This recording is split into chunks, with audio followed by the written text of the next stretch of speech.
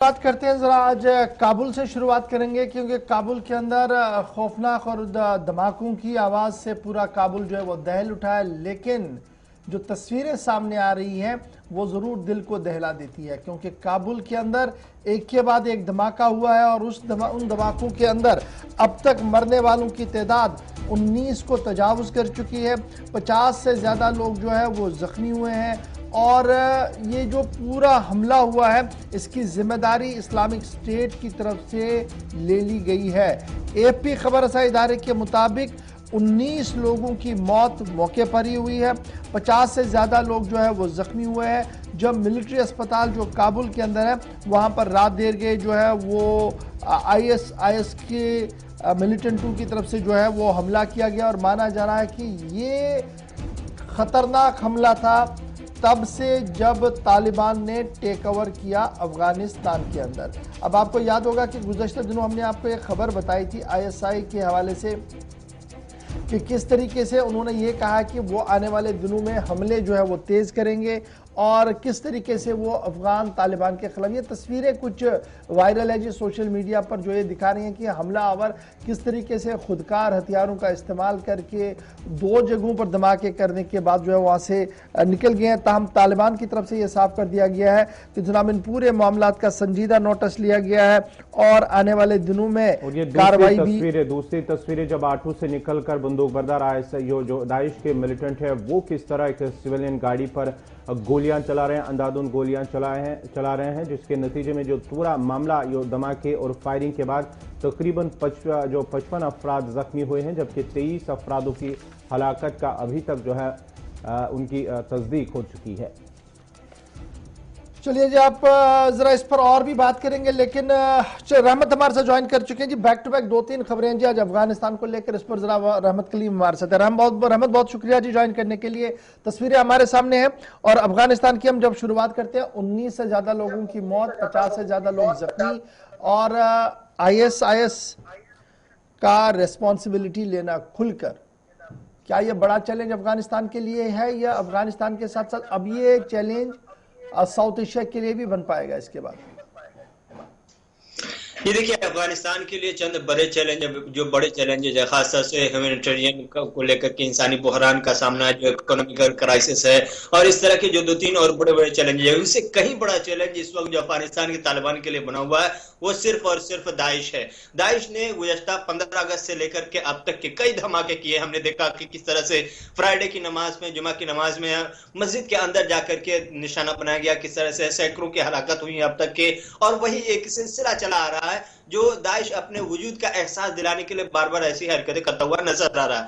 हालांकि अमेरिका ने इस पर सपोर्ट करने के लिए कोशिश भी की थी, बात भी की थी तालिबान से कि हम दाइश के खिलाफ काम करने के लिए, मिलकर काम करने के लिए तैयार हैं। हालांकि तालिबान ने इनकार कर दिया ये कहते हुए कि हम अकेले ही काफी हैं। अकेले काफी हैं या नहीं वो देखने वाली बाद में बात होगी, लेकिन इस वक्त जो देखने वाली बात है फिलहाल तालिबान किसी भी तरह से दाइश पर कंट्रोल पाता हुआ नजर नहीं आ रहा। नतीजे में हम हर तीसरे दिन किसी न किसी खित्ते से, किसी न किसी हिस्से से धमाके और गोलियों की आवाज सुनते रहते हैं और हलाकतों की खबरें आती रहती है। और यही एक ताजा तरीन तस्वीर नहीं आ रही है जिसमें करीब 26 लोग मर गए हैं और अभी जो बताया जा रहा है कल 19 लोगों के शाम तक के जान जाने की खबर थी और इस वक्त जो ताजा तरीन तफसीलात इसमें मिल रही है कि 19 से ये तादाद 26 पहुंच गई है हलाकतों की तादाद और 51 लोग जख्मी हैं। कल 55 थे, उसमें से 4 लोगों की जान चली गई है। अभी बताया जा रहा है कि 6-7 और ऐसे लोग हैं जिनकी हालत नाजुक बनी हुई है। तो ये हलाकतों की तादाद और बढ़ सकती है, लेकिन ये अपने आप में बड़ी हलाकत है, एक बड़ी तादाद की हलाकत है। और जो 2 तस्वीरें हम दिखा रहे हैं वही 2 तस्वीरें असल सच है कल के हमले की।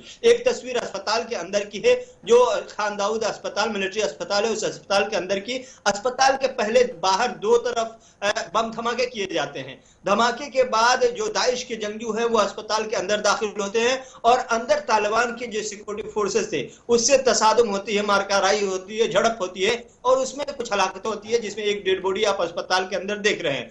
दूसरी तस्वीर है वो जो दाइश के जंगजू हैं, आम शहरी जो रोड पर चल रहे हैं, अपने गाड़ियों में अपने घर को जा रहे हैं, अपने काम से निकल रहे हैं, उन्हें किस तरह से एक ऑटो में आकर के निशाना बनाया गया है, फायरिंग हो गई है, वो तस्वीर हमारे स्क्रीन पर चल रही है। तो इस तरह से बड़ा इंपॉर्टेंट इसमें है जो हम पिछले कई दिनों से देख रहे हैं, या तो शिया मस्जिद जो इमाम बाड़े हैं जहां पर एक मखसूस तबके के लोग वहां पर इबादत करते थे, शिया फिरके के लोग इबादत करते हैं, उन्हें निशाना बनाया गया। फिर हमने देखा कि ज़बीउल्लाह मुजाहिद की वालिदा का चाहरुम था, दुआया मजलिस थी, उसको निशाना बनाया गया, और आज अस्पताल। इन तीनों में जो एक यकसा लाइन है वो ये है कि टारगेट लाइन जो है जी वो सिविलियन है। कहीं पर भी एस्टैब्लिशमेंट को बराह रास्त नुकसान पहुंचाने की कोई कोशिश नहीं है। मस्जिद के अंदर नमाजियों पर हमला, अस्पताल के अंदर बीमारों और तीमारदारों को नुकसान पहुंचाने की बात।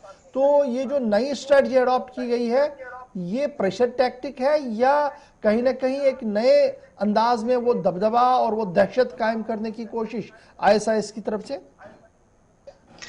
जी, ISI की तरफ से ये कोशिश दरअसल अपना दबदबा कायम करने के लिए, दाइश खुरासान इसको किस तरह से मजबूत किया जाए और दाइश खुरासान को किस तरह से अपने आप में स्टेबल करने की कोशिश की जाए, इसके लिए सीधे तौर पर एक तो पहले शहरियों को के अंदर खौफ पैदा करना होगा और शहरियों को निशाना बनाकर ही खौफ पैदा किया जा सकता है। इसलिए दाइश ने अपनी ये स्ट्रेटेजी बनाई है। दूसरा, ये एहसास दिलाने के लिए अफगानिस्तान इंतजामिया को, तालिबान इंतजामिया को और अफगानिस्तान के शहरियों को कि तालिबान ही सिर्फ अफगानिस्तान में नहीं है बल्कि दाइश खुरासान भी है, जिसका अपना हक है, जिसके पास अपने पावर है, अपने पास अपनी जरूरतें हैं और अपनी लड़ाई है जिसको वो लड़ रहे हैं। तो ये दो चीजें हैं जो अपने कहीं ना कहीं एहसास दिलाने की कोशिश।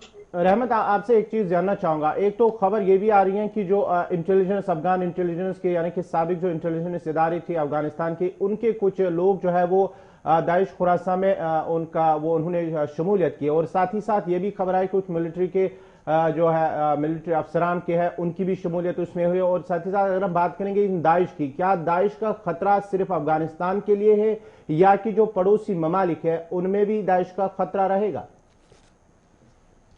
दाइश का खतरा सिर्फ अफगानिस्तान के लिए नहीं है। हालिया दिनों में सबसे ज्यादा अफगानिस्तान के लिए जरूर है, लेकिन आने वाले दिनों में जैसा कि अमेरिकी वजारत दिफा की जानिब से, अमेरिकी खुफिया इंटेलिजेंस की जानिब से जो रिपोर्ट आई थी जिसमें कहा गया था कि 6 महीने के बाद बाज़ाब्ता तौर पर दाइश इस काबिल हो जाएगा कि वो अमेरिका तक पहुंचकर हमला कर सके। तो कहीं ना कहीं दाइश अंदरूनी खाना खुद को मजबूत करने की कोशिश कर रहा है और यही वजह है कि जो साबिक अफगान फोर्सेस थी उसमें से एक बड़ी तादाद है जिन्होंने दाइश ज्वाइन किया है, और दूसरे छोटे छोटे जो मिलिटेंट ग्रुप थे उनमें से बेशतर तादाद है जिन्होंने मेन स्ट्रीम मिलिटेंटों की जो है अभी अफगानिस्तान में यानी दाइश को ज्वाइन करने की कोशिश की है। तो अचानक से पिछले 2 महीने के अंदर दाइश खुरासान की मजबूती का एहसास जरूर हुआ है और मजबूत कराने का एहसास भी दिलाने की कोशिश की गई है। तो दाइश खुरासान पिछले 2 महीने में जिस अंदाज में मजबूत हुआ है उसी वजह से अमेरिकी खुफिया एजेंसी की रिपोर्ट आई है कि आइंदा अगर यही सिलसिला चलता रहा तो 6 महीने के अंदर में दाइश खुरासान इतनी मजबूत और ताकतवर हो जाएगी कि वो अमेरिका और दूसरे मुल्क पर हमला कर सकता है। जब अमेरिका तक हमला कर सकता है तो हिंदुस्तान, पाकिस्तान, चीन, जापान ये सब